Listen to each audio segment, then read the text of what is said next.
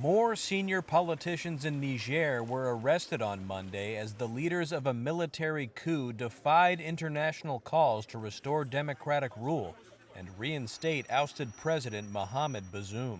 A photo posted by Chad's president Mohamed Idriss Deby, seen on the left, who visited to try to mediate between the coup leaders and the ousted government, appeared to be the first image of Bazoum since the takeover, showing him smiling and apparently unharmed.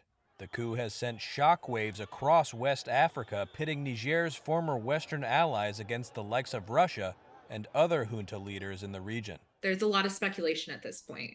Annalise Bernard, the director of Strategic Stabilization Advisors, formerly with the State Department in Niger, says there are several theories and rumors for why the coup is happening now, but that military coups are not new to the region. There's a lot of people talking about how this is Nigerians trying to throw off the yoke of their former colonial ties to France and trying to kick out other Westerners.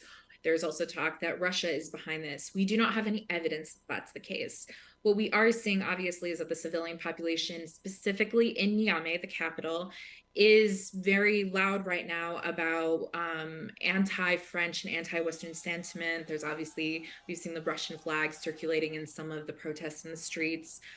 But this is also something that we've seen civil society do anytime that there's a protest that takes place in the city, of which there are regular protests in Niamey. The United States, former colonial power France, and other Western countries have troops in Niger and had been working with the government to fight militant forces linked to Islamic State and Al Qaeda.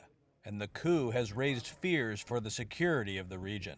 Niger was our last bulwark of stability in the region and the country that not just the United States, but a lot of Western partners had invested a lot into.